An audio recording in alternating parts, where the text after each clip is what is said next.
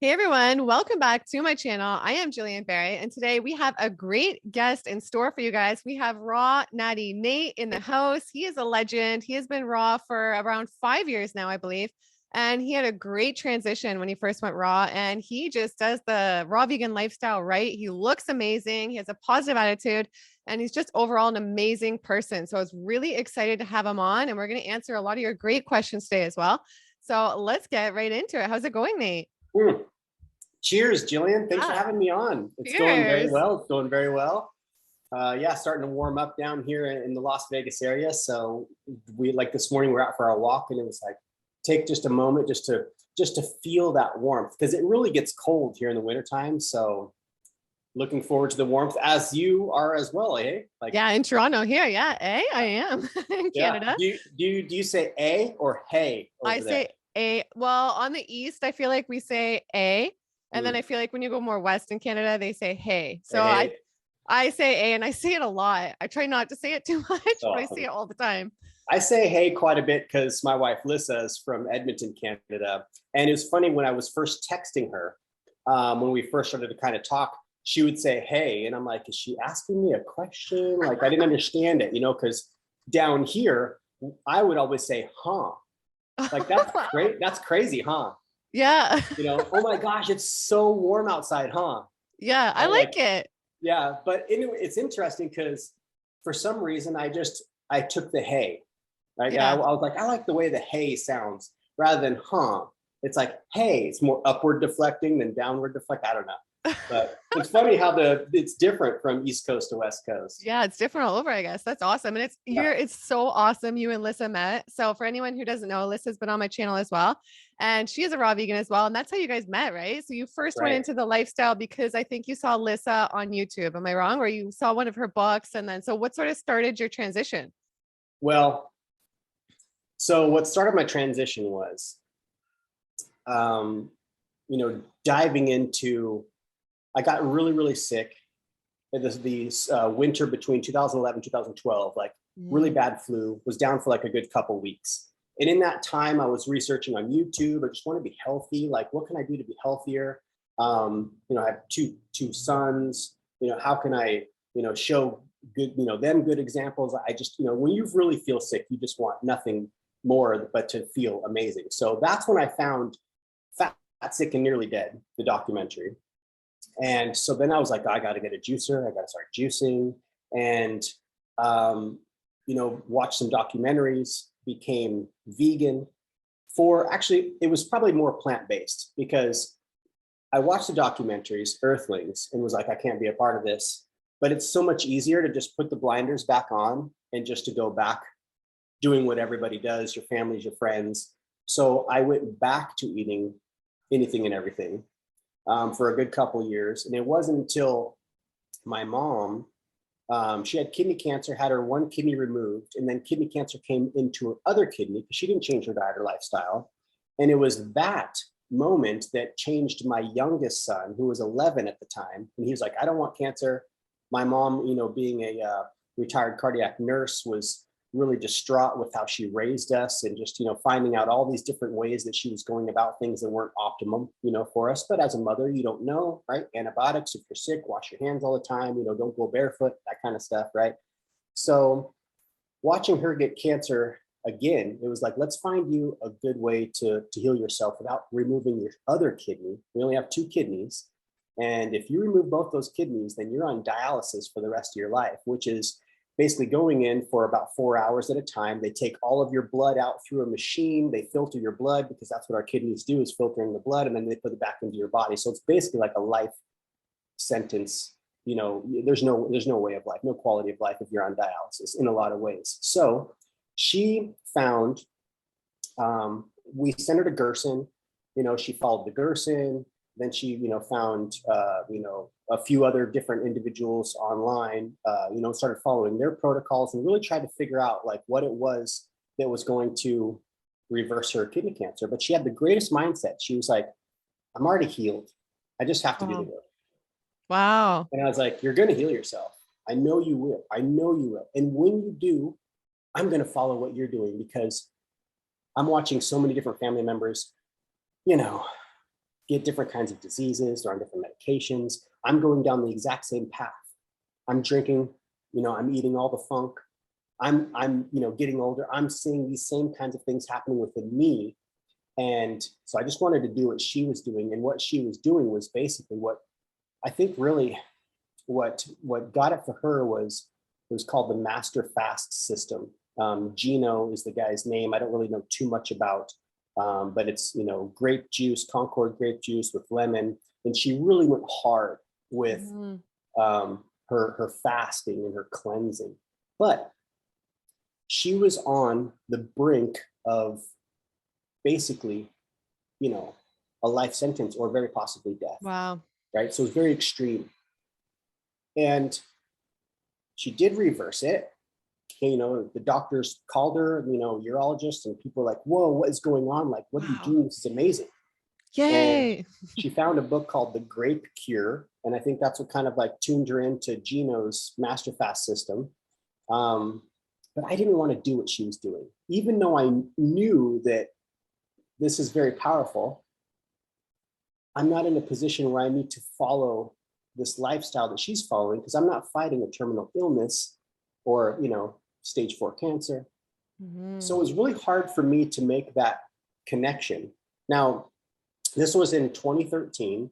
So 2014 went back to vegan, like really fully clicked, made the ethical connection, was like, my son was vegan.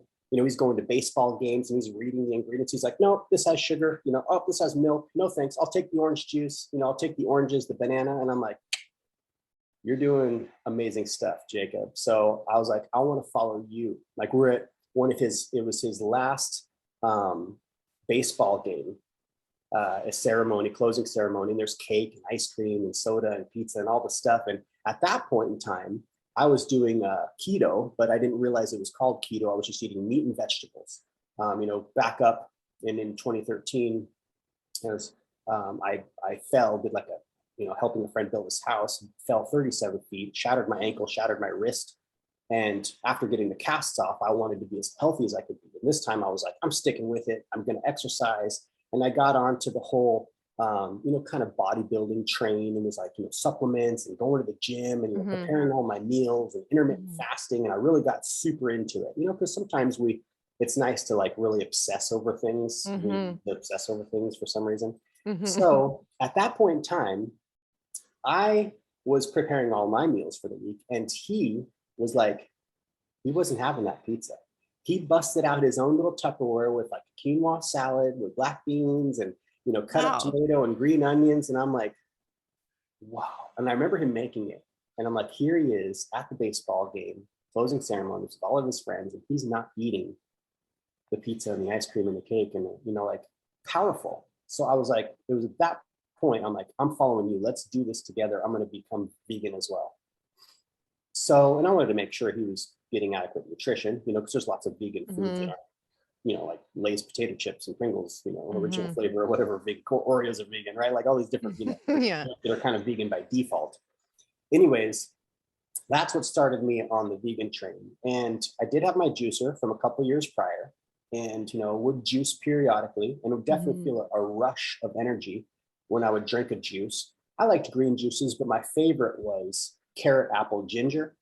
And of course you get like a buzz, a full on like sugar buzz, from these juices, because you're just, delivering like this amount of sugar to yourself without the fiber. So it gets in there really quick. So I would juice periodically. And after my mom went through, reversing her kidney cancer, I was like, I'm going to listen to my mom was like, you need to go raw, because it was basically a raw food diet was what she attributed to her, her healing from. She followed the Gerson, we sent her to Gerson, the Gerson clinic, and she followed the protocols for really, really strict for a good, 10, 11 months, and didn't see much change. Wow. So it was, that's a really intense protocol, like 7 coffee enemas a day, 13 fresh pressed juices, plus a bunch of supplements. It was no way of life. I didn't want to live that lifestyle. And they do a little bit of cooked food at Gerson too, right? But it's Right, they do mostly that. fresh stuff. Yeah. Yeah, it's mostly fresh stuff, but yeah, they do the cooked stuff. And, she was basically trying all kinds of different things. Not at the same time, like Gerson, she stuck really, really closely with. And it wasn't, I think it was a total of about 2 years until, she was cancer free. Mm-hmm. And it was about 8 months though, that I was telling myself, I need to go raw, like raw makes sense. I'm like diving into different information, working in the medical field at the time. I worked in the cardiac unit, the intensive care unit. Wow. And, I worked in old age homes and Alzheimer wings. I got to see a lot of really scary, detrimental things that we do to ourselves through diet a lot of times. A lot of times, yeah. 95% of the patients that I would take care of in the CCU were, self-inflicted. Food is, delicious and it's easy, it's accessible, it's cheap, right? So anyways, it wasn't until February of 2017 that I was skiing and snowboarding actually, and I was single that day. And so this other guy raised his hand, and there's like a separate line for people who write single, so you can lift up with another person who's single and keep the lines moving pretty quickly. So it was kind of cool. I got to link up with this guy, and he starts asking me these questions like where I work and what I do and that kind of stuff. And I told him about my mom because I'm like, I work in the medical industry. It's really sad to see what we're doing to ourselves and like just perpetuating. We don't necessarily change our diet or lifestyle. We just change the treatment and the pharmaceutical drugs that we're taking to mask the symptoms so we can keep on our crummy lifestyle. Mm-hmm. And I told him about my mom, and he's like, I reversed my stage 4 colorectal cancer at the age of 42, and I've been a raw foodie ever since for 44 years. And I was like, wow, 44 years. I'm like, wow, you're 86 years old? And he's like, yeah, 86. And I'm like, no way. How is this even possible? Like, you're up on the ski lift. This is amazing. Working in old age facilities, Alzheimer wings, seeing people in their 50s, 60s in these facilities. This guy's 86 skiing. It's so rare you would come across this guy, right? There's not that many raw people out there, especially that Amazing. long term, right? Amazing. And so, as a dude, I'm like, well, how's the flagpole? Yeah. And he's like, still full mast. And I'm like, no way. This is amazing. I have to do this. This is totally what I have to do. And I was like, yeah, I told my mom, I'd listen to her, and at the end of the ski lift, he's getting ready to go off, and he's skiing, mind you. So, and as a snowboarder, you got to sit down, you got to put your boot in and strap up. It takes a couple, couple seconds, maybe, a minute or something to get all situated. For a skier, they just take off, right? So before we got off the ski lift, though, he lifts up his goggles and he like pierces right into my eyes.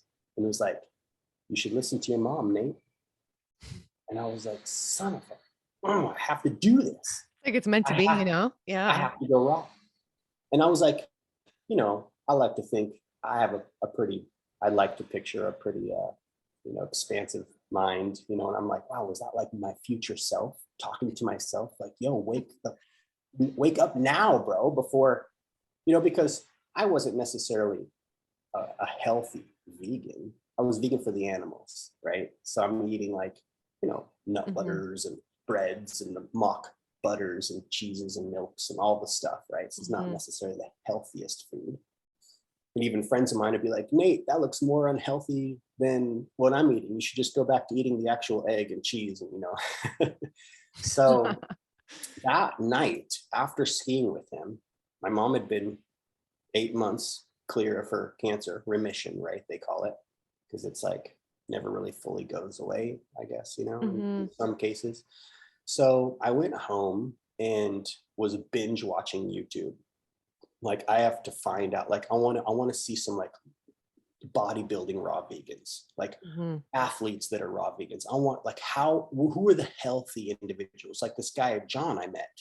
And no, it wasn't John Rose for the people who are, I always get asked, was it John Rose? It's like, no, it wasn't John Rose. But I really wish that I would have got his last name and his number, but he skied off and I couldn't strap up fast enough because I wanted to ask him more questions. my mind was just racing. You know, we only had like maybe 10 minutes on the lift together, 15, maybe 15.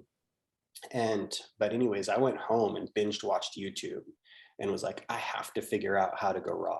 And I don't want to do some sort of detox or some sort of cleanse. Like, I'm not combating anything. I just need to change my relationship with food and change my lifestyle. And that's when I found Lissa, Raw Food Romance. And it made sense to me because before going raw, I understood, say, you know, keto, I understood having this relationship with my food, right? Like 90%, you know, 80%, 90% of your well-being is created in the kitchen.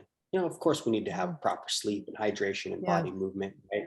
Stress management, these sorts of things. But it was the food. So I really resonated with her name, Raw Food Romance. And I was like, this is beautiful. Like, she's created a romance with her food, because we do, like, let's face it, look out there. There's either people super scared of food and don't eat food, right? I mean, anorexia is something that is amazingly, maybe that's not the right word, it's horrific, like how huge it is, as well as the opposite end of the spectrum where we just can't stop ourselves from eating, and we're eating in abundance. So creating a relationship with food was huge. So I binged watched her YouTubes and was like, this chick is definitely got sound advice. She'd been raw for like a couple of years. So, I mean, that's so long compared to me, because I didn't know how to do raw. And her food looked delicious, you know, being like a professional photographer, the way that she would plate her meals up. I'm like, I could eat that. Oh, I could totally eat that too. Oh, I could eat that. You know, like that looks amazing. It's not just mono meals of fruit, because I also understood about the gut microbiome and our gut flora, you know, working in the hospitals and stuff, like how important fiber is. And I really kind of struggled with the different camps that there are in this particular niche that we find ourselves in, the raw niche, right? And I didn't really want to prescribe to this other camp, which was more purity, more simplicity, mono meals, restriction, these kinds of things. I was like, that doesn't jive with me. So I bought her book. I was like, gosh, she's got a meal plan book. This is perfect. I don't know what to do. Tell me what to do. What tools do I need to buy? I need a blender. Oh my God, it's $600. Yeah. I gotta buy a $600 blender. You know, like, okay, I'm wrapping my head around this. Like, this is an investment, you know, like, oh my gosh, I need a dehydrator. I can't bring the food up, you know, over a certain temperature if I want to keep it raw. And the concept of raw is really beautiful in a way. It's just not basically like, I like how Marcus Rothkranz, which, you know, there's lots of really amazing people in this, you know, raw community that everybody brings different things. And I always like to take different things from different people. And I like, there's certain things that I don't necessarily jive with that he, you know, is in tune with or promotes. But the concept that really made it click for me was, you take an apple and you can take the seeds of that apple and bury the seeds, and it'll grow into an apple tree because it's raw. It's a raw apple. But if you bake the apple in the oven, right, bring it up over a certain temperature, a certain heat, it's going to kill the life force of that apple. You won't be able to plant those seeds, right? So I was like, it makes perfect sense. Keeping things in its most natural state, the way Mother Nature designed it. And of course, you know, that's a whole topic in itself of how we as individuals, you know, say took, you know, grapes that didn't really grow very many seeds, and we're like, let's, you know, hold these ones because these seeds are a real pain. They're like taking up all the space in the fruit. And we kind of started to, you know, graft certain things, you know, to make seedless melons and seedless grapes and these sorts of things, right? So anyways, basically, that right there sold it for me. I was like, I understand. Mother Nature designed it best. Mother knows best, right? The mother, especially a good, caring, loving mother, wants the best for her children. We're all the children here on this earth. Mother knows best. She grows the food just the way that it needs to be consumed. We don't have to cook it. Not that cooked food is bad or toxic or poisonous or any of that kind of stuff. I don't prescribe to that mindset. But it's like raw makes sense. It just feels good. So I bought her book. It had everything that I needed in that book, which was all the recipes for 30 days, breakfast, lunch, and dinner. None of them were the same. So that sold me. I was like, 90 different recipes. I'm not going to be eating the same thing every day. I really like that. And then, of course, the ingredient list, the shopping list, and the tools needed. So it was like every single thing I needed to become a raw foodie for 30 days. And then her mantra was like, just take it day by day. I'm a raw vegan today.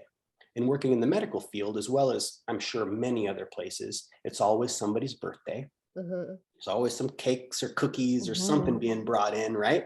Yeah. And you don't want to be rude. I mean, the cardiothoracic surgeon, the guy who does the actual heart surgery, would bring in 4 dozen donuts to our unit. And there was only like 10 nurses.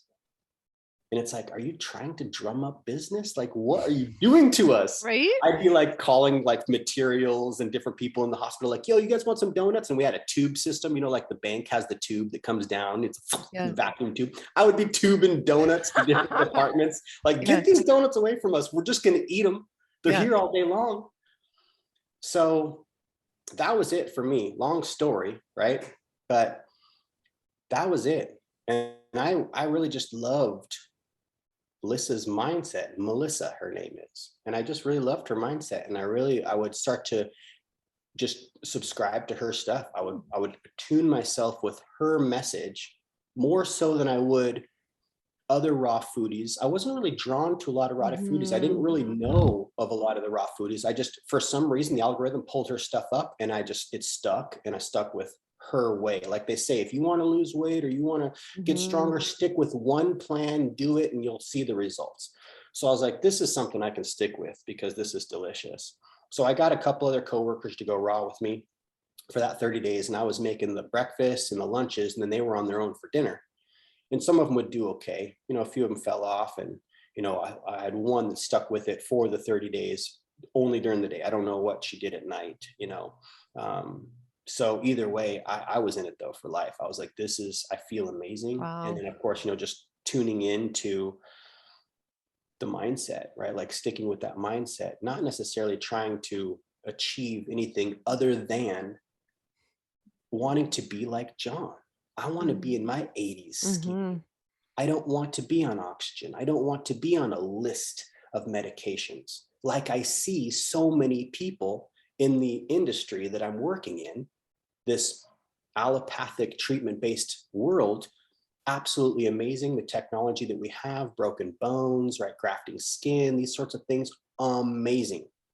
But masking symptoms, not getting down to the root cause of what's actually causing a problem, and just going about drinking your soda and getting your 2 burgers for $1, it was like batty to me. And I could see, like, I was sucked into it. I'm a foodie. I love to eat. I'm not one of these people that are like, food's such a pain. Like it's an inconvenience. Not me. Like I'd be snacking. I would be eating. On my 5'7" frame, my heaviest was 220 pounds. Not a healthy weight for my frame, So that was it for me. Like, and it's been basically, I haven't stopped ever since February 2017. So it's just been a little over 5 years. Wow. Raw to the core. I mean, there's certain things that we eat that aren't raw. Maple syrup, coconut aminos, nutritional yeast, smoked paprika, cashews. You get raw cashews, but a cashew in its natural form in its natural state is actually got the consistency of a grape. So even a raw cashew or raw almonds aren't necessarily technically completely raw, right? Interesting. So, but we don't cook any food, just been eating raw food for over 5 years and, geeking out with it, having a lot of fun.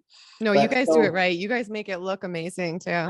It's so much fun. And of course, what we're trying to do, is get the 97% of the people to come over here, check this out, like try a raw taco. Like, it's delicious. You're going to feel good afterward, or some sushi with cauliflower rice rather than actual rice. Not to say that, like the food's not bad. It's how we ingest the food, the quantities we ingest the food, whether we're under eating or overeating. Like the food isn't bad, just like money's not bad. It's a tool, right? It's how we use it. It's how we respect it.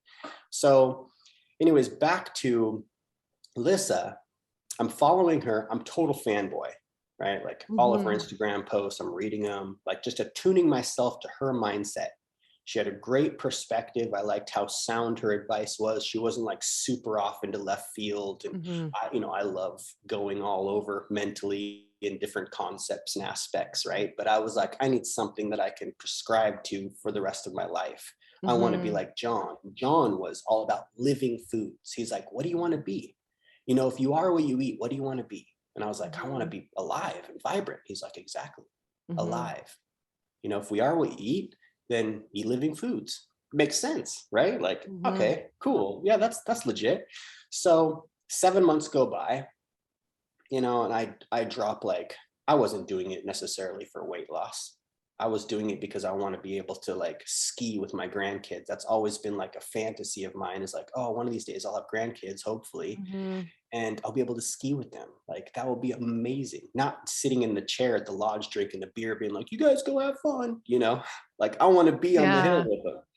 So I go to Woodstock Fruit Festival. My mom's like, I'm going to go to Woodstock Fruit Festival. And I'm like, get out. I want to go to Woodstock Fruit Festival since 2012, when I found Fat, Sick, and Nearly Dead. And I found Harley, Durian Rider, and Fully Rock Christina, because, YouTube algorithms start feeding you what you're looking for.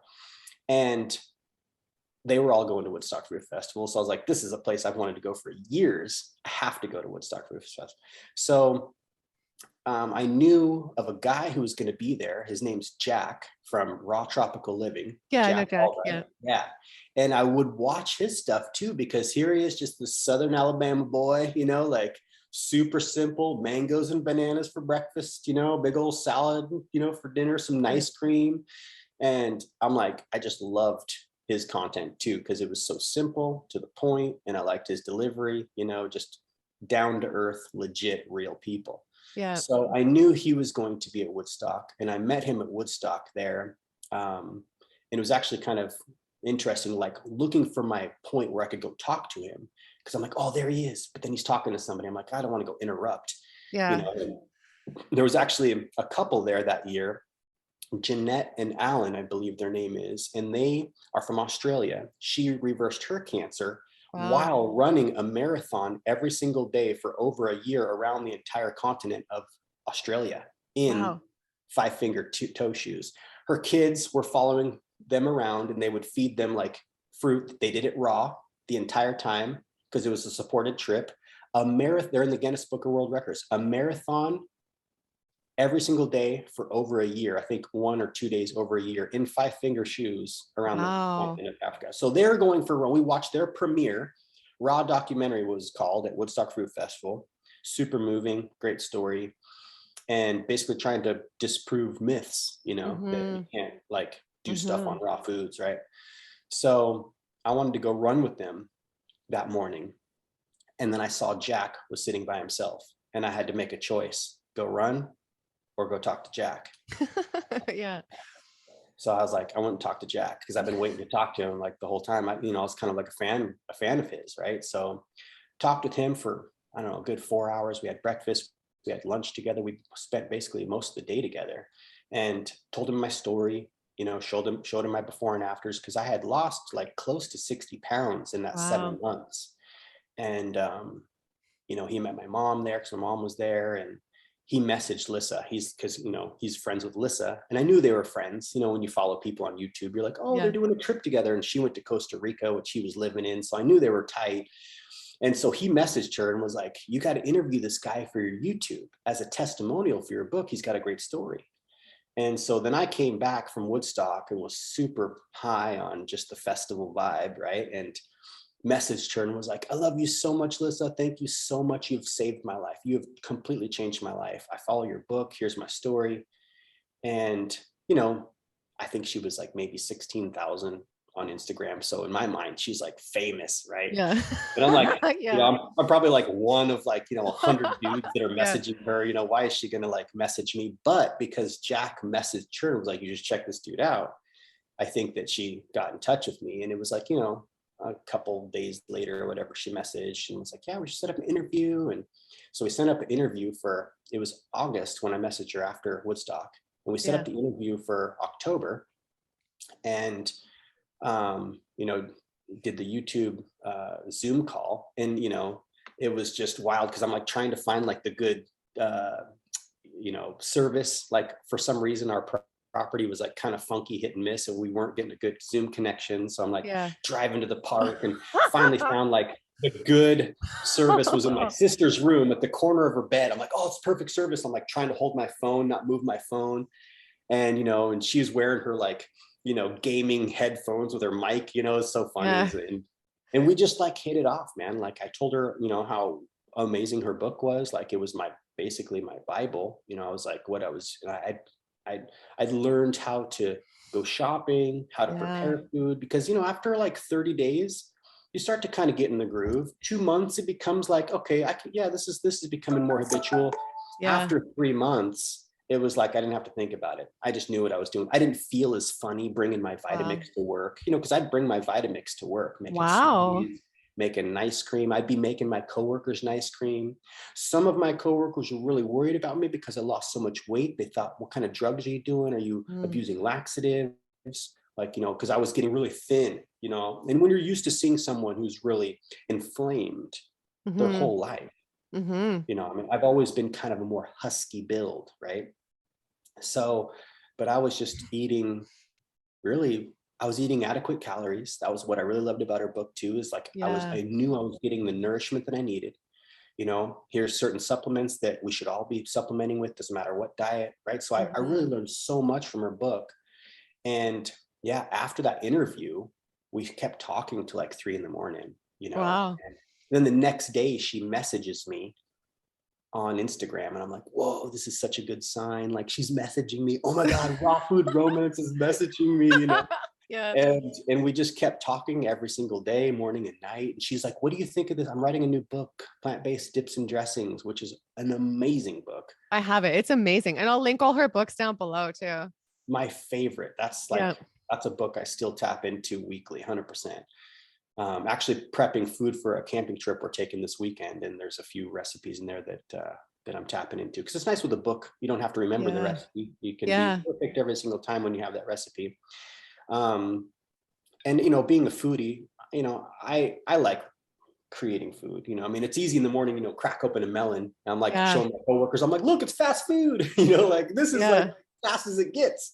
Eating a melon, it's delicious. No more breakfast sandwiches with, 5 different animal products on it. You know what I mean? Yeah, exactly. So right. After that though, we hit it off, man. And then we met each other the next year. I was like, I'm not gonna be able to wait until Woodstock. So I'm like, you going to Woodstock? And I was like, oh, maybe we'll be able to meet each other finally in Woodstock. Yeah. And we really started to create such a like good relationship. I was like, I'm gonna have to fly up to Canada and meet you. Like, I don't want to wait 8-9 months to see you in person.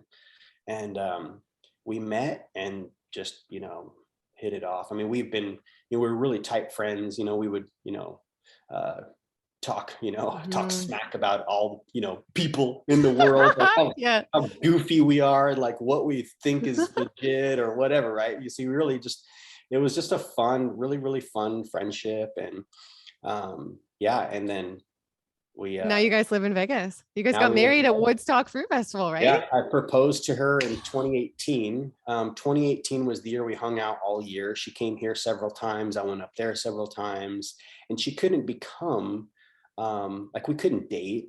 She's living in Canada, 22 hours away. It's like long distance really sucks. And I was like the only way we can really do this is, I have kids that are still in high school. I'm not going to move to America or to Canada. I don't want to move to Canada anyways. Like, there's certain aspects of Canada that I love, but I don't necessarily like the winters, Yeah. So I was like, if we want to do this, like, we have to unite and join forces. Like, it's the only way. So 2018 proposed to her at Woodstock. And 2019, we, got our fiance visa and went through all the hoops, that you have to go through to immigrate, to become, a citizen for another country, which it was a lot. By the graces, like, it worked out perfect, because the very following year, the turn of events, which would have made it really hard. But 2019, we got married at Woodstock. We're like, let's just get married there. Like, everybody's there, it's like all of our amazing family in a way, and we haven't been back since 2019. We didn't go 2020, and we missed this last year, and we're probably not going to make it this year. But yeah, it's really funny. Like, so when people say like, well, how'd you guys meet? I'm like, I found her on YouTube. Yeah, You that's know? so awesome. What a story. You're so great. And Uh, I like you're so lucky. You guys are so in alignment, right? I think that's amazing. And it makes it so much easier, I feel uh, like. And I know there's more to all of this. Like there's more to being happy and healthy lifestyle than just the food. And I know you guys have like a super healthy daily routine. So I would love to hear what that looks like right now for you guys. okay, yeah. Yeah, routine is so key. And of course, we're constantly, tweaking, this is me turning the knobs, Yeah. right? It's like we have to constantly adjust to keep our lives in balance. It's nonstop. And even when you were to reach where you think is the absolute perfect, everything is in balance, once you reach there, you're going to see, oh, okay, maybe I could do something different over here or over there. So we never reach this perfection of what we're searching for. It's Mhm. constant fluctuation of keeping things balanced. And where we're at now is we have our alarms set for 8:15. So that means like if we're watching a show or maybe we're doing some work, like Mhm. drop it and go get ready for bed. We'll do like a 15-minute yin yoga, which is like a real relaxing yoga where you're just the yin is really interesting. It's so different than yang. Yin is more just not fidgeting, sitting in a pose, being in that pose for a couple minutes, right? Maybe a Mhm. little uncomfortable. So that's really nice, just focusing on your breath, winding down. Then we have like a nice facial routine, like I wash my face. As a dude, Mhm. dudes don't wash their faces very often. You take a shower, maybe, every day or a couple times a week, but I'd always be like, oh, you're washing your face. That's for girls, but it's like a nice, to have like a facial Yeah, routine, like that's awesome. wash the face. And then we crawl into bed and read for, a few minutes. And then we have, the blue light set, on our phone to where it shuts off. And we really strive to not get on our phone when we're in bed and Mhm. just read because sleep is so important. Like in a Mhm. way, that very possibly could be how our brains developed and expanded. Like it's, uh, thought that it's because we started to cook our food and eat meat and eat starches. And it was the fire, creating fire. We were able to eat more dense calories that we were able to like have the brains develop. But there's an Mhm. interesting concept that it's because that we became, that we started fires, that we were able to sleep more soundly and get more quality sleep. And I love Mhm. this concept that you're not scared from animals or critters coming in and messing with you in the middle of the night because you have your Mhm. fire going. So you're able to sleep really soundly. And it was that quality sleep that really helped our brains to develop. So who really knows, right? But it's an interesting concept, and we understand like sleep is so important. That's when your body repairs, Mhm. and there's different hours of the night with our circadian rhythm that our body is focusing on different areas, different organs.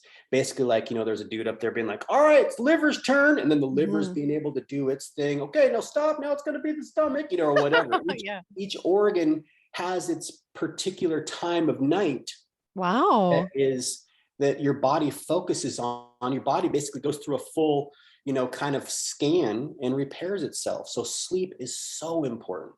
And Like, what time, sorry to interrupt, what time do you think is ideal for us to be asleep by? well, circadian rhythm, we would bed down when the sun goes down, right? Mhm. Wow. So, it would change in the winter time, right? Because you can get less sun. Summertime, it stays lighter longer, especially like where you guys are, it's like light until 11, Mhm. you know?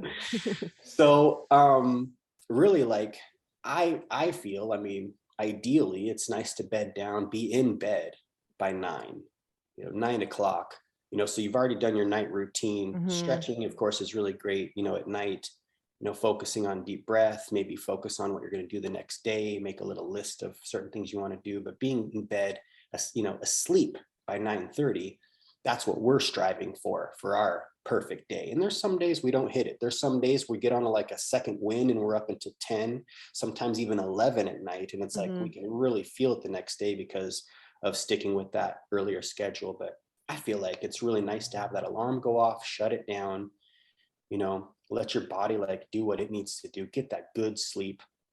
So Mhm. in bed by 9, and then asleep by 9:30. And that way you can get up early and you feel energized. It's easy to stay up, especially with our electricity and our devices, 1, 2 in the morning, right? And then you're Yeah. sleeping until 11. Yeah. So it's like, in a way, I'd get frustrated, when I'd sleep in, like, dang it, I lost like 5, 6 hours of today's sunlight of today. I missed that much of today.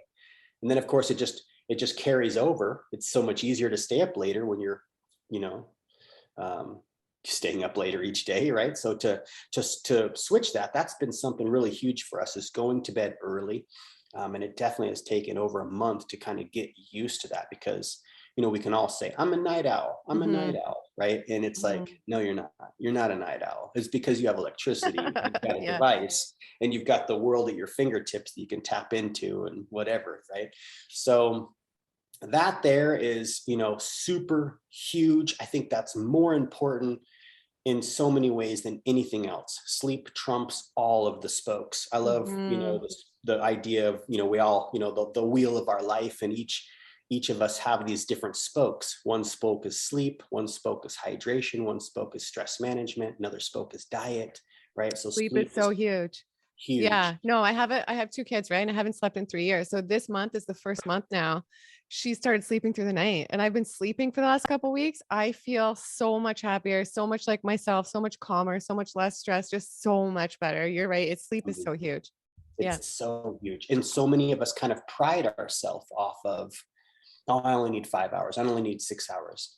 And if we were to picture that deficit compounding throughout the year, like, we're not doing ourselves any service. We may be thinking we're getting more work done because, we have more hours in the day, but like, what kind of quality focus do we really have? What kind of really quality work are we putting in? Are we distracted? Because, there's so many things that distract us in our day and age. Yes, sleep is key. I mean, I would pump sleep over diet 100 times over. Yeah. And once you get that dialed in, diet is great. So, And I just have to ask one thing, sorry, before you continue your day. I'm just wondering, so do you stop eating at a certain time in the night? Like, I know for me, I've stopped eating now, like a few hours before bed, and I feel a lot better. Or do you guys just feel like if you're hungry at 8 o'clock, you're going to eat at 8 o'clock? yeah, sometimes the day just, there's not enough hours in the day, right? And it's like, oh my gosh, it's 7:30 and we're eating dinner. Horrible. Yeah. Like, it's not the greatest time to eat dinner. Like last night, I made mushroom marinara. So, we marinated up a bunch of vegetables, broccoli and sprouted peas and lentils and, asparagus and, bell peppers and mushrooms, all kinds of really delicious vegetables, marinated them, and then put them in the dehydrator to kind of get some limpy, and then made a marinara sauce, and poured that over 2 whole English cucumbers for each of us. And it was like 6:30 when we were done. I was so full. Wow. Like, so, and then I was like, we all have, I feel like, 2 stomachs. We've got the dessert stomach that somehow isn't like full, right? And I was so full. I didn't like need dessert, but I was like, I kind of want a little ice cream. Yeah. So I made some banana ice cream, which that's what an ice cream is, just frozen bananas, a little carob powder, a couple strawberries, and ate that. And I was so uncomfortable last night, Gillian. Like, Wow. and I've done this to myself before, but like, I woke up middle of the night, probably 1:30, couldn't go back to sleep until about 3. Just kind of tossing and turning, just really uncomfortable. So I do feel that it is, optimum in a lot of ways to, not eat so late, but we definitely prescribe to the concept that is very important to eat if you're hungry. So if it's 8 o'clock at night and you're like, oh my gosh, I'm hungry. Like, sometimes we'll stand at the counter and eat three or 4 mangoes. They're Atalfo mangoes. They're kind of small, but that's like 100 calories per mango. So we might pound 300 calories of mangoes. 300 mangoes. Yeah. Yeah, 300 Oh, yeah. mangoes. Yeah. But 300 calories of mangoes before we go to bed. We're not going to go to bed necessarily, and of course that's our privilege, right? We're really privileged. Like, there's a lot of people that go to sleep hungry. True. Yeah. We're definitely, both of us feel like if you're hungry, eat. Like, you don't have to be like, because that's the thing. I feel like we're so rigid. We're like, oh my gosh, do we beat ourselves up? We feel so guilty. Like, oh my God, I ate and it's past 5:30. Oh, like, and then you feel sick and you feel guilty. And it's all you can think about is like, oh my gosh, my sleep's going to be off because I ate it, 6 o'clock tonight. Oh, like, it's too much. Like, we don't need to do that to ourselves. Yeah. Eat the mango. It's 8 o'clock. Like, it's gonna be all right, Yeah. But of Yeah. course, there's certain foods, like, that was a huge dinner last night. I should have only spiralized a total of 3 cucumbers, so 1.5 each, because the vegetables was a lot. I was so full. I haven't felt that full in a long time. And this morning on our walk, I was like, I had horrible sleep last night. So definitely, if you go to bed, like if you eat right before you go to bed, you're not going to have the best sleep, because your body is, of course, working to work that stuff through the tube, to Yeah, digest it. exactly. Yeah. So yeah, but it's not something we beat ourselves up over, and we're not like to the T, alarms going off, 5 o'clock, time to eat, 10 o'clock, time to do this. Like, Yeah. in a perfect world, for sure, like, we do have our itineraries for the day, and we really try to stick with it, because you can get a lot more done that way. Hmm. But, we're not, going to beat ourselves up if we do eat a little later, but Yeah. definitely notice how it affects. Like you say, you can sleep more soundly if you don't eat a big giant meal before bed. But there's Hmm. been many times that we've sat there and had a couple oranges, mostly mangoes. Mango season's been rocking. We'll buy like 100 mangoes at a time. The markets here are amazing, Gillian. 3 Hmm. Atalfo mangoes for $1. Wow. Such a good price. 3 for $1. Wow. Yeah, so Wow. we'll be like, it's like, I will eat $1 worth of mangoes before bed. Like, so we'll start our day, drinking our water. We try to get like at least a quart worth of water, because this is really amazing too. Like, so waking up in the morning, it's so important. We're water-based machines. These bodies, these avatars that our soul gets to experience this amazing life in, is a water-based machine. So we have to drink water. So a quart lemon water, as soon as you wake up, focused, get it done, camel up, right? Hmm. Stand at the counter, drink a quart. Because what's interesting is just bodily functions, just Hmm. having your organs work properly, is, they say, 16 ounces, which is, a pint, just for proper body function. I've read some places they say even a quart, 32 ounces. This whole jar, just for your organs to operate properly, your organs take 16 to 32 ounces a day. Wow. That's not including movement. That's just laying in bed all day long. So then you Hmm. add movement to it, there's another 16 ounces. And then you add talking to it, there's another 16 ounces. So bare minimum, we should be drinking at least 2 of these mason jars, 32 ounces. This is a liter of water. So at least 2 liters of water, just for proper body function, not including any extra, curricular stuff. If you're hiking or biking and that kind of stuff, then you're going to need more. But for the Hmm. body to run optimally, water-based machine, at least 2 liters a day, right? So we start our day off with 1 liter. That way, at least we got that done. We try to, do our best to drink at least 3 liters a day. Like, a Hmm. gallon's a bit much, considering the kind of diet that we follow. It's really hydrating, but water is so important. That's another thing that I really cringe about in this community, is people pride themselves on not needing water. They get all their water from the Hmm. creek. I call BS on that. No, Hmm. that's not the way it works. It'd be nice. That's a great concept, but we have to have water. So And did you say what kind? Is it spring or distilled, or what kind of water do you think is yeah, best? so we have Las Vegas tap water coming into our high-rise building here, not the most optimum. So I put a reverse osmosis machine in. Nice. Of course, if we really wanted to geek out and be super hardcore, I would take that reverse osmosis and even distill it if I was Hmm. real anal, Hmm. right? And then, Hmm. of course, adding back essential minerals, because distilled Hmm. water, you have no, it's basically sterile water. You need to Hmm. have those minerals. So we just put lemon juice, lime juice, and trace minerals, like maybe a couple drops of trace minerals back into the RO water, but you can Hmm. definitely taste the difference. This is still, coming from, our system here. We're in this high rise, so it's city water.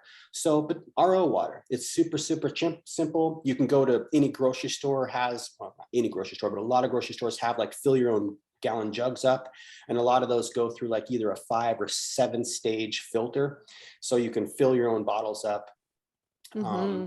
That's a great way to go if you don't have, say like a reverse osmosis, but some sort of Hmm. filtered water. I really, really highly recommend that to anybody, 100%. Like, what's in our water, there's traces of different things. And of course, we have evolved to where we need to have these certain things in our, like, we have to have a treated water system, or else we would we would have some Exactly. problems. We would have some Yeah. problems, you know. Hmm. So it's not to be scared of, you know, the chlorine and the different stuff that's in our water. This is another thing that I really don't like to prescribe to is Hmm. fear. I don't like the Yeah. fear-based stuff. It's great to be aware, 100%.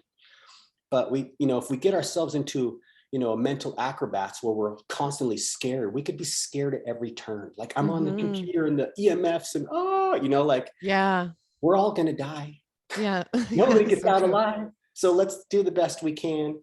So yeah, reverse osmosis is how we roll. You know, we got the system at Costco for like 150 bucks. Super simple to set up under your, you know, kitchen counter, your sink or whatever. Awesome. Yeah. So water in the morning, and then we eat like a couple mangoes, or maybe an apple, just to get like, you know, a couple hundred calories in before we take our walk. And then we'll go out for like a 5 to 8 mile walk. Yeah. Um, and it's just a really nice way to just kind of like get, you know, get gears moving. It's early. It's like Vegas is kind of asleep. So it's a really nice time to, you know, Hmm. experience Vegas when it's not like live music and people drunk all over the place, you know? Yeah, totally. Yeah. And then, you know, watching stuff come into bloom has been really cool over the winter time. So we'll take our walk and then we'll come back, and that's when it's work time. You know, like what we'll do is we'll make, we'll either have some more mangoes before a smoothie, but we'll always have a smoothie Hmm. being around, you know, 500 calories. And, you know, so by then, you know, we've had about 800 calories worth of food. We've gone for our walk, we've hydrated. 800 calories are in before lunchtime. Hmm. So when we do our work, you know, lunchtime might be kind of a lighter salad unless we're feeling really hungry. We'll eat, Hmm. you know, massive salads. Like most of our salads, I feel like would, you know, scare most people. But, you know, No, but for yeah. us, yeah, you know, like the majority of people, like I know Yeah. you'd probably be able to take one down, but you know what I Yeah. mean? Like it's focused. This another thing that's interesting is there's a lot of individuals in this world who don't want to take the time to sit down and eat. And it's like a focus. It's just like yoga or any kind of activity. You're focused. Or Hmm. drinking the water. You focus. You're like, I'm chewing this. I'm going to be chewing. I'm going to be present with my food here for 30 minutes to get this in, right? So we'll have our salad. Salad is normally like a low fat to no fat. And of course, it's hard to call stuff no fat because there's traces of fat in everything, like romaine lettuce and iceberg True. have fat in it, right? So it's a very low fat dressing for lunch. Yeah. You know, maybe some more fruit for, you know, a snack, always fruit for a snack. Grapes, we always have lots of fruit on hand. Every time we go to the store, we're buying bananas, green, you know, and then we wait for them to get like, you know, spotty. And when they get really fugly, that's when they, you know, you freeze them, and they're perfect for banana ice cream because they've turned to Yeah. sugar. They're not like the starch. Because a banana, if it's unripe, is more of a starch, and it's Hmm. more gooey and more like I hate banana ice cream if the bananas aren't like really ripe, like almost black, you know. Hmm. But so yeah, and then dinner is normally like a higher fat dinner, like you know, like either a seed or nut based dressing. Like we do a lot of tahini. Sometimes if we're really lazy, Mm. we just do tahini drizzle on a salad with some hot sauce and nutritional yeast and some dried onion flakes. Mm. Ah, so good, That so sounds good. And then good. we're big into fermented foods because that's another living food. You know, those are live cultures, good Hmm. probiotics, good for our gut microbiome. So we always have fermented foods a little bit every day, you know, at either lunch or dinner, sometimes both. But that's pretty much like, in a Yeah. way, you know, someone looking in, they could think that it's really boring, but it's like, when I look out, me and Lissa both like, it's like, all right, we had Chinese and Taco Bell and pizza and burgers, all the same stuff, you know, Yeah. like, you know, Yeah. lasagna. Maybe you'd have like a really good dinner, which would be like your, you know, animal flesh and your starches and your, you know, vegetables, are right. But ours is basically just like, yeah, fruit, smoothies, fruit, salad for lunch. Maybe we'll do something a little fancier for lunch. Rarely, you know, if we have like maybe some leftovers from dinner, if we did like some burgers or tacos. But we do mostly 2 salads a day, you know, fruit two times a day, and then the smoothie for morning, banana ice cream at night. And it's pretty Yeah. much like that every single day. Flavors change, you know, different dressings. And then once in a while, like say this weekend, we're taking a trip, we'll make some cashew cheese. I'm going to make some crackers today. And, we'll bring like kale chips and, maybe make a couple of like raw sprouted burger patties to like do some burgers, some fun stuff, but pretty much every single day, that's what we have going on, our daily Wow. routine. Yeah, and you look amazing. So I want to ask, I'm not sure how old are you, if you don't mind sharing. You look really Yeah. good.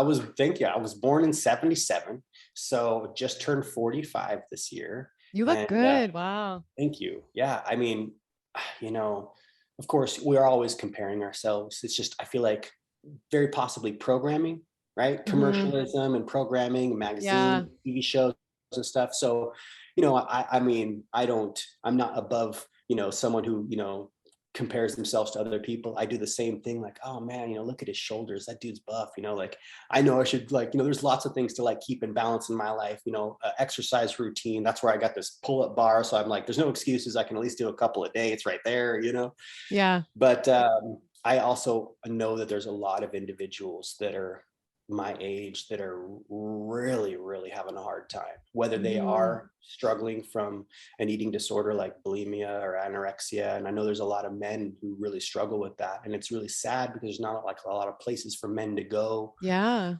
and then of course there's a lot of people who overeat. It's really, really easy to overeat and to hide and eat, Mhm. and they're in really bad shape for their age. And I mean, it's interesting. We all have choices. We make these choices, and it's like I'm so glad that I'm so glad that I met that dude John.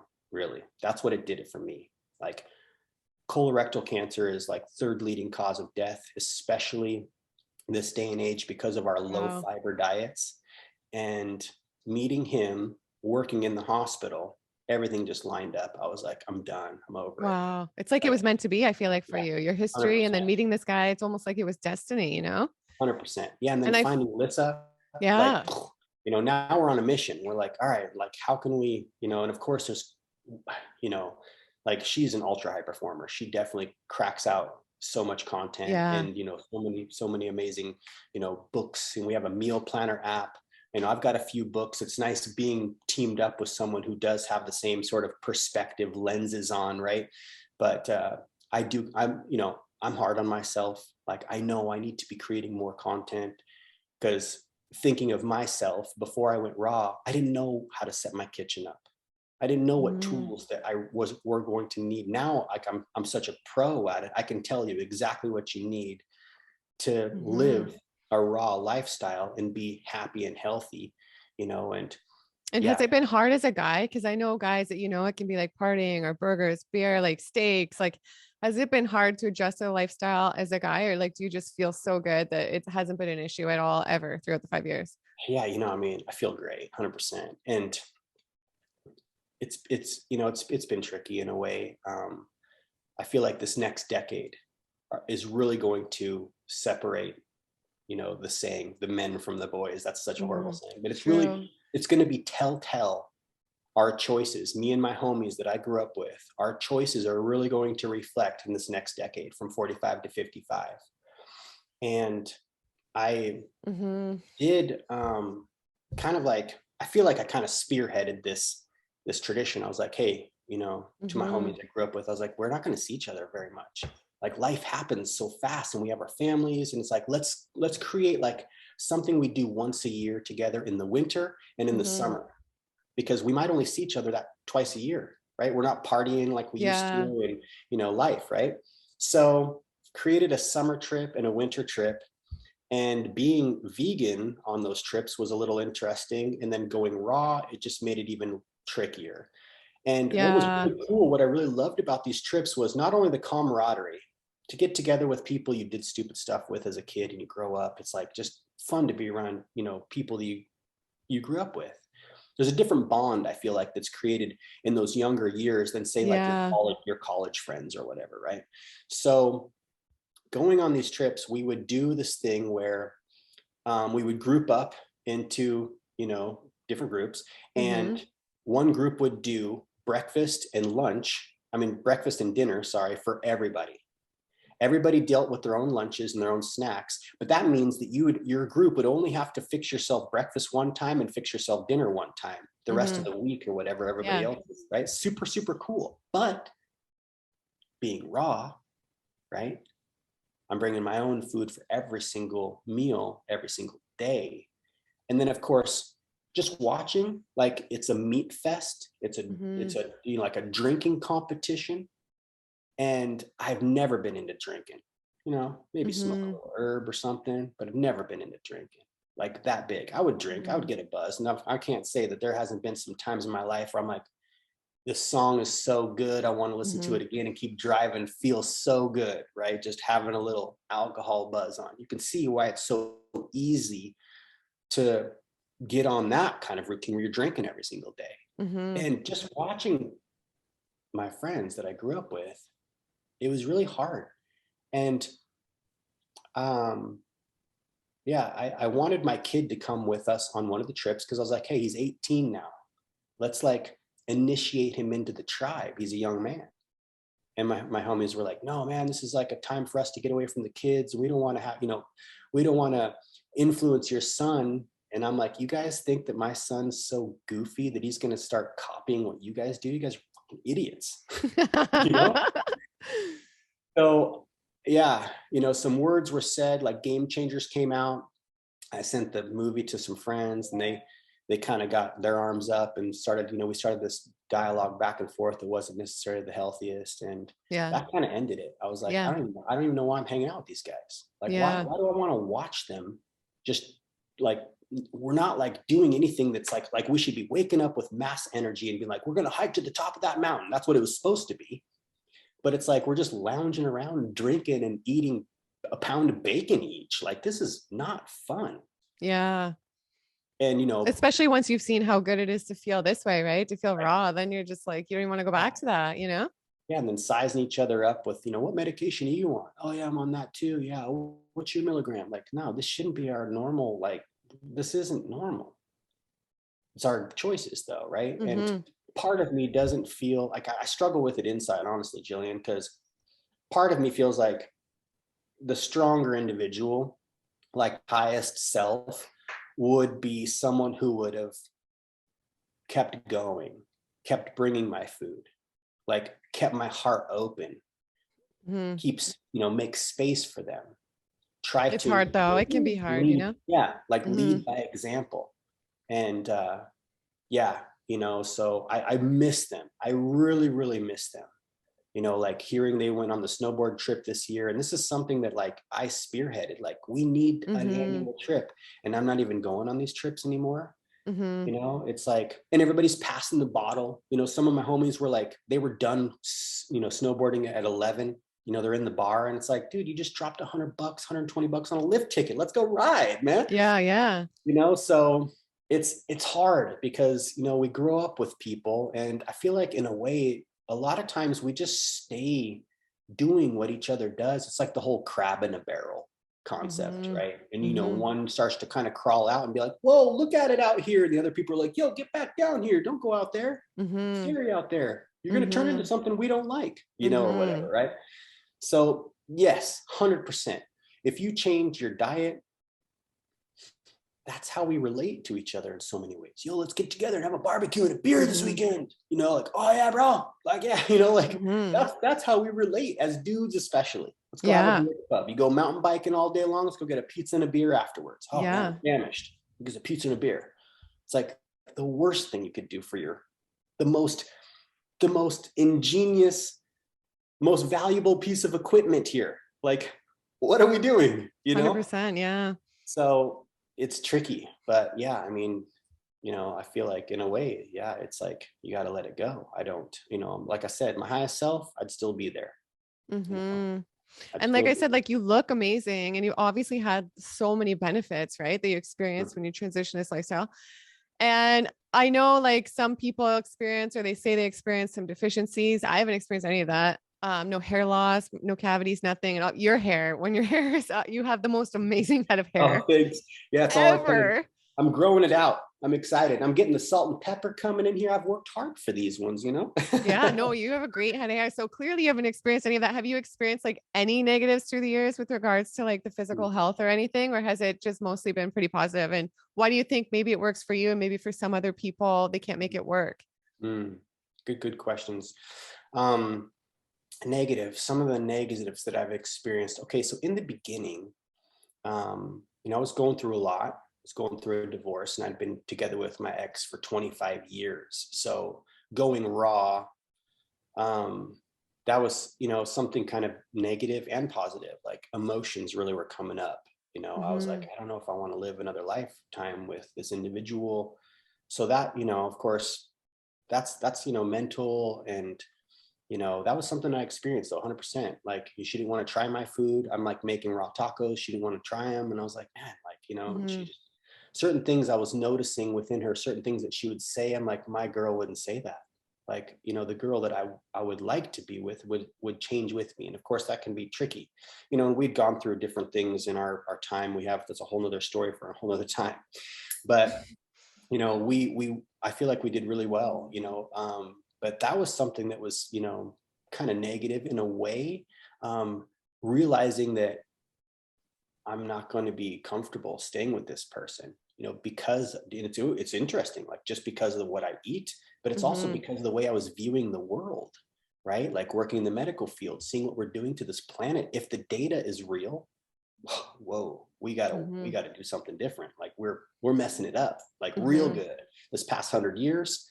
So that was something there. And then I think also just going through that, I don't know if I was trying to figure out, get my bearings, being raw, and I lost a lot of weight.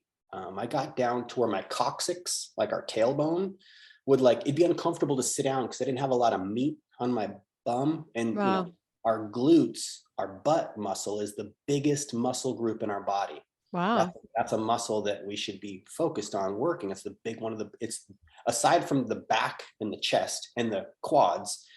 Yeah, the glutes are the biggest muscle group. So that Wow. was kind of like scary. It's like, oh, I'm like, our bodies are very, very smart. And if you're not going to, if the saying, if you don't use it, you lose it. Your body will, you know, Mm-hmm. atrophy, basically, like, deteriorate. So Mm-hmm. I did feel like I was getting thin. I put my head down and I could feel like my bones coming out in my neck.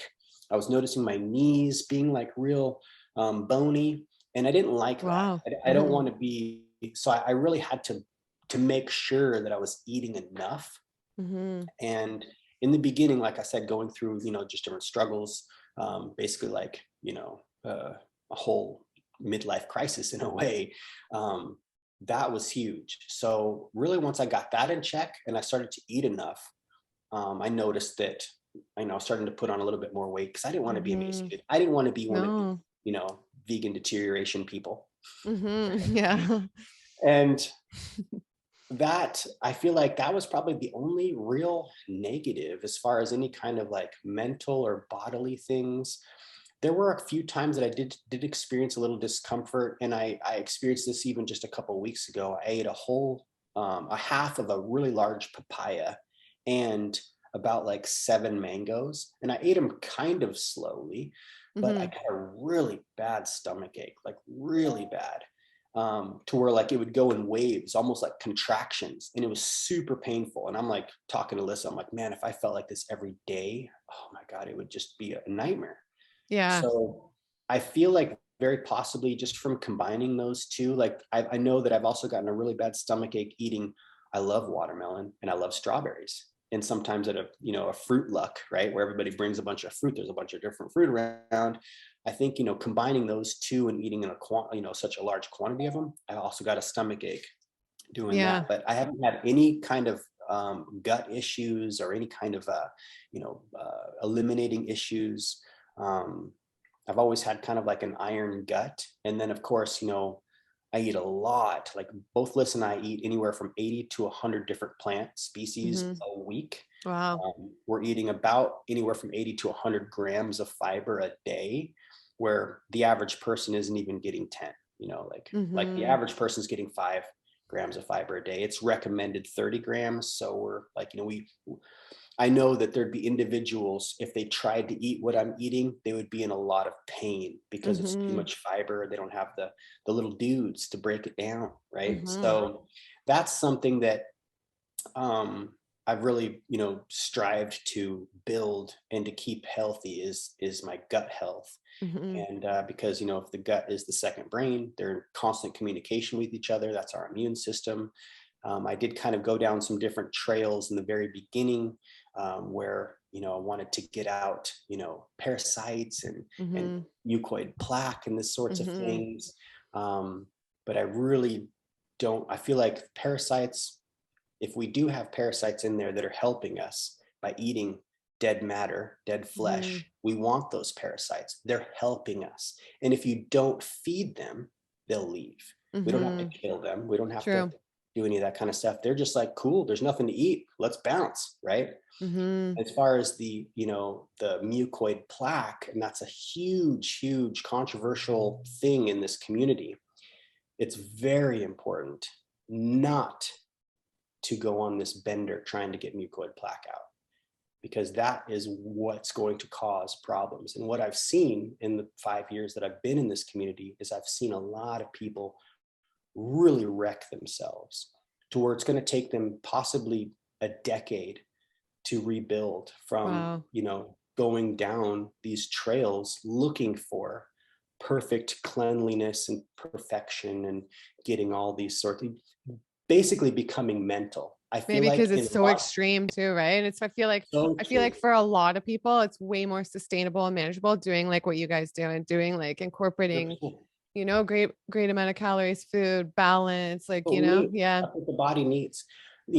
Naturally in the wild, Mhm. we would only fast if like we had a broken leg or something, or Mhm. we were really sick, right? Or Mhm. there was like a famine. Mhm. Like we wouldn't force ourselves into this state, right? And Yeah. yeah, I mean, we coach people, lots of women losing their periods, losing their hair because they're under Wow. eating. It's like, let's work out what you're eating. Oh my God, you're eating as much as a 1-year-old child. Yeah. And then they start eating more and then and then it works, right? Right. Like Yeah. there's a balance. Average woman's around 2,000 calories. And of course, to keep those, like what we really do like, there's certain things that we pull from different people. We don't prescribe to one person and their Yeah. one way of thing, but we really do like the 80-10-10 style as far as the macros go. But we're really big into micronutrients as well, right? That's why we grow Mhm. microgreens and we sprout and we, ferment our vegetables, do different fermented foods like miso and stuff, because these are going to assist us as well. Mhm. But yeah, it's really interesting because I feel that there's a lot of individuals with eating disorders, Mhm. anorexic eating disorders, bulimia, and they hide behind the health label of raw Mhm. veganism. Mhm. And it's just a cover for their eating disorder. Mhm. And it's really sad to see, and you know, it's something that, there's a lot of individuals. I mean, I would highly encourage anybody listening to this, like, man, if you have some issues like that, admitting to yourself is the first point, and then of course, like seeking out help, right? Like, Mhm. what is it? Where was it back in the day, and the traumas that came up that, have you overeating or under eating? Like, it's really, Mhm. really incredible what we see. And so, yeah, for me personally, Lissa personally, we love to eat, Mhm. And I and love that's it. one That's thing. great. Yeah. Yeah, and that's what's so cool about being a raw foodist is you can eat a lot of food. Mhm. you know like you don't have to be like, oh, Yeah. because you like to eat. It's really easy to eat 4,000, 5,000 calories this day and age out there, right? Mhm. Like you could drink 12 to 1,500 of your calories just in Mhm. beer, or Yeah. whatever, right? So Exactly. it's Yeah. it's just incredible. But there's yeah, I mean, yeah, this is, but as far as any kind of discomfort though, that would Yeah. probably be it. I've never been into restricting, and I did do the intermittent fasting thing when I was doing that keto thing for a while. Yeah. Lost a lot of weight, but put it all back on because, when Mhm. a fat cell is like a balloon, right? And then that balloon deflates, the fat cell never goes away. Yeah. So if you have been overweight, it's going to be really easy for your body, especially if you're restricting. Mhm. Body's like holding on to everything.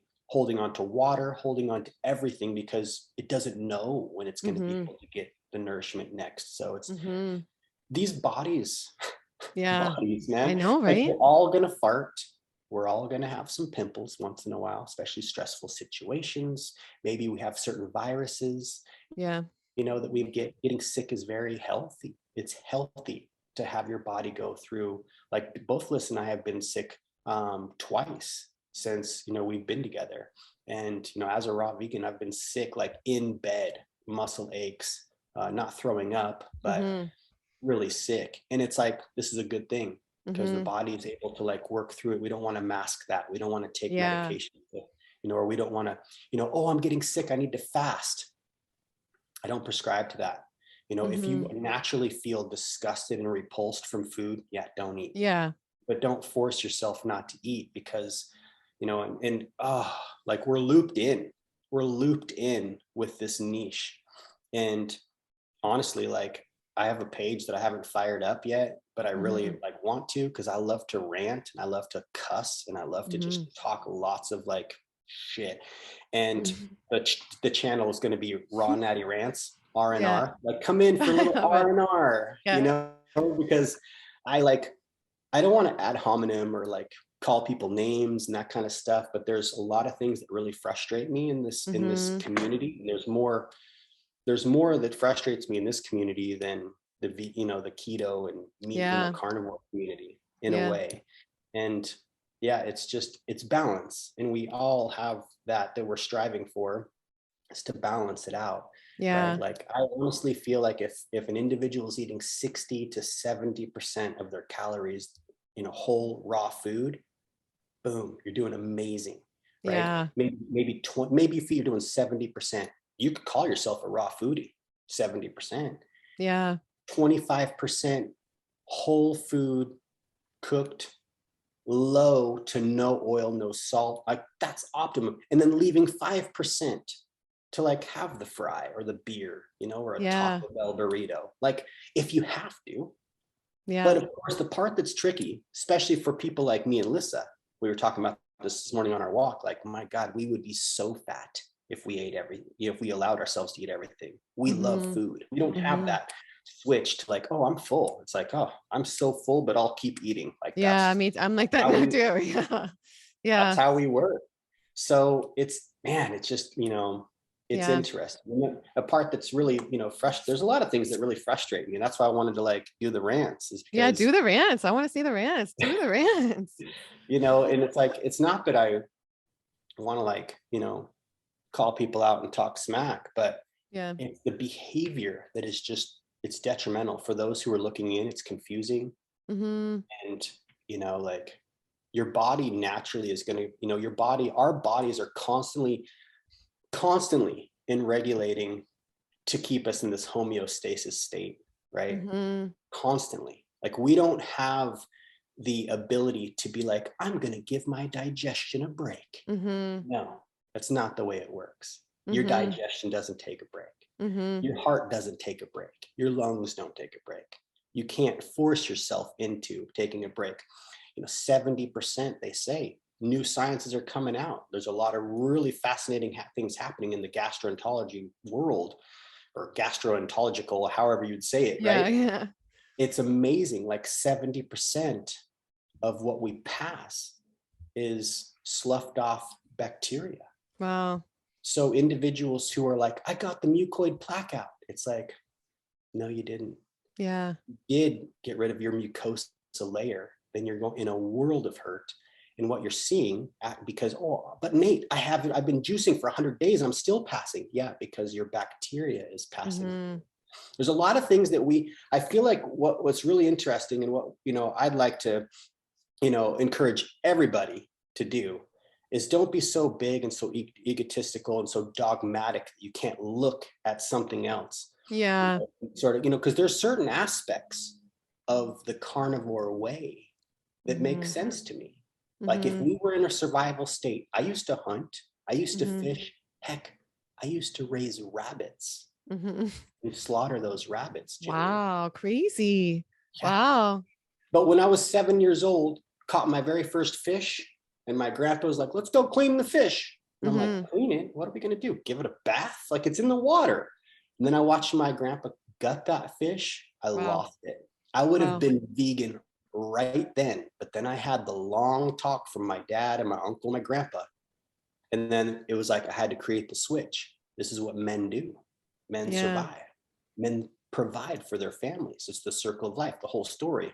So 100%, the whole appeal to ancestry, it's romanticized. Mm-hmm. There's certain aspects. It's like, if I was SOL, right? Yeah. And absolutely like had to, very possibly I would hunt something, fish. But it's like, I'm not on a freaking Mm-hmm. island. And if I was on That's the the island, thing. it's Yeah. like, what's the pig eating? There's the whole, oh, if you're on an island, there was a pig. It's like, well, I would follow that pig around and see what the pig's eating, because he's going Yeah. to find the roots and the tubers, like, Yeah. so we don't have to kill anything. We can see, though, how we went that way out of sheer survival. Mm-hmm. 100%. Like, Mm-hmm. it makes perfect sense. Like, you're gonna die, your bloodline's gonna die if you do not sustain through the winter months. Get the buffalo, it's gonna feed the tribe. Mm-hmm. That's not how it is nowadays. Mm-hmm. We got grocery stores everywhere. Hell, there's fast food on everything. There's Mm-hmm. 68% more fast food chains here in Vegas than any other city in the No United way. States. Wow. And imagine back in the day, they could see how it was now. Just be like, what? And there's no Crazy. wonder that, we have these receptors that we're constantly looking for, that combination: high calorie, dense calories, high fat. It's embedded in us Yeah. for our survival. And then, of course, if it's around every turn, all these, hydrogenated oils and sugars, it's highly palatable, meaning it's Yeah. very tasty, very, very tasty. It's sad, but yeah. So going raw, it was just like, let's just get back as close as we can to nature. And I feel like my parents' generation, that's the baby boomer generation, they kind of steered away from what their parents were doing. My Mm-hmm. grandparents, which was Yeah. gardening and canning, and even canning, like, we got away from fermenting foods, and that kind of like messed our microbiome up, because, man, when we get into the microbiome studies, like what's Yeah. actually happening in there, we're made of more microbial life forms than we are human DNA. Yeah. Like, I we're know. like, our consciousness basically uses the body to do the thing, but it's like the microbes are what's running the show. Yeah. And I feel like I know you know so much about that. So I just would love to like talk to you and listen to you for another hour. Unfortunately, we're a little bit tight for time today. Oh, yes. So, but I would love to continue this. You're so magnetic and just have so much to offer. And I feel like you can help so many people and you're so relatable. So I just want to thank you so much for being on. And where can everybody find you before we end off? And again, like, just because we're a bit shorter for time today, which we talked about before we started this, I would love to have you back for a part 2 though. I would be. Yeah. Thank you, Okay. Jillian. Awesome. I Yeah. really, I really appreciate the work that you're doing to bring it to Thank you. light, like other people's stories, what clicked for them, why they are the way they are, Mhm. you know. Yeah. So really great work. Keep it up, Thank you. and it's only the bumps in the road and stuff that make us stronger, right? Yeah. So 100%. yeah.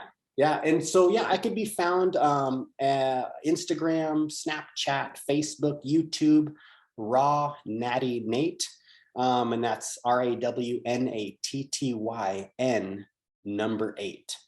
Back before I was working at the hospital, I was a glass blower, and I would sign my pieces N 8. And if you sound it out, Nate, I right? love it. So some people get that a little confused. N 8, and it's like, just sound it out, Nate, right? So, Yeah. anyways, Rock Natty Nate, that's how you can find me. I definitely DM me, message, if whoever's tuning in, if you've watched this and this, touched you or whatever, give me a little shout. Be like, yo, I watched your thing. And I'm always down to talk to people. As you can tell, I love talking. So Yeah. No, you're awesome. And again, I can't wait to have you back. Hopefully you'll come back. I think you're awesome. yeah, oh, I'd love Yeah. to come back. 100%. Okay, cool. There's lots to talk about. And, Yeah. it's the content creators like yourself that really help. If I praise the content creators, because I wouldn't have been able to find, this lifestyle if it wasn't for people creating content, True. and sharing their stories. Or I'm taking a backpacking trip with my son on the Colorado Trail, and I'm just like so grateful for all the content creators that are talking about their experiences and the gear that they're using. It's like we can become professionals over a weekend in a way. So true. You know, the experiences, of course, you know, really trump, you know, watching a video. Yeah. But, you know, we can really change our minds and perspectives, you know, and alter our direction through the content that people create, which also can lead us down some bumpy roads. 100%. Yeah. So True. it's really important to take little bits and pieces and to create your own thing. There's no right or wrong way or one way fits all. And there's the one thing I really, really would encourage everybody to steer clear from is absolutes. You know, people who are saying you will never get sick. Mm-hmm. That's a red flag, right? That's True. an absolute. There's no absolutes. There's no Yeah. absolutes. So people who are pumping that kind of thing, you know, be wary. Yeah, so true. Well, thanks again so much, Nate. And to the viewers, I hope you guys Yeah. enjoyed this. I hope you got some value. If you did, give it a big thumbs up and make sure you subscribe for more videos just like this one. And I'll see you guys in the next video. Bye.